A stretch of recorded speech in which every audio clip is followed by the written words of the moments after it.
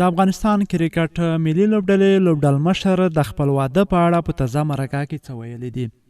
آیا دی غواړي چې واده وکړي زر تر زره یا هم واده لري، څو بچیان لري یا نه لري؟ په دې اړه تازه مرکه کې راشدخان څه ویلي دي؟ ټول معلومات په همدغه ویډیو کې درکوو. خو که چا زموږ یاران ټي وي یوټیوب چینل نه وي سبسکرایب کړی، په مهربانۍ سره یې د هر ډول سپورټي معلوماتو لپاره سبسکرایب کړئ. د افغانستان ملي لوبډلې لوبډلمشر راشدخان په خپلو تازه څرګندونو کې ویلي دي چې اوس د واده اراده نه لري.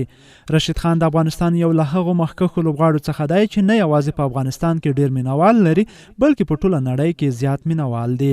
هغه ځوان دی او لا یې واده نه دی کړی. همدا لامل دی چې هغه په مینوالو کې د نجونو شمېر هم ډیر دی. هغه په خپله تازه مرکه کې بیا ویلي دي چې اوس د واده هیڅ اراده نشته. د کرکټ ملي لوبډلې لوبډلمشر او د نړۍ مخکښ وروتو پچوونکی راشدخان په خپله وروستۍ تلویزیوني مرکه کې دا خبره کړې ده. هغه وایي چې تر راتلونکي 4 یا 5 کلونو پورې د واده کولو هیڅ اراده نه لري.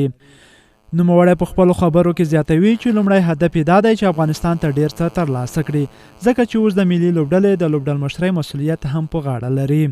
هغه د خپل واده په تړاو په دغه مرکه کې ویلي دي چې کله وخت راورسېدو نو هر څه به وشي. د یادولو ده چې راشدخان د ملي لوبډلې د لوبډلمشرۍ ترڅنګ په شپږیزه کرکټ لیګ کې د بند امیر خمرانو لوبډلمشري هم کوي، چې تېره ورځ د ګلبدین په مشرۍ د بو ساتونکو لوبډلې ته د 109 منډو په توپیر ستره ماتې ورکړه. په دغه لوبه کې د راشدخان لوبډلې 2 لوبغاړي جاوید احمدي او نجات مسعود ستر ریکارډونه هم جوړ کړل. جاوید احمدي دویم توپ وهونکی شو چې سلیزه یې وهله، او همداراز د شپږیزې کرکټ لیګ د تاریخ تر ټولو زیاتې 112 منډې هم وکړې.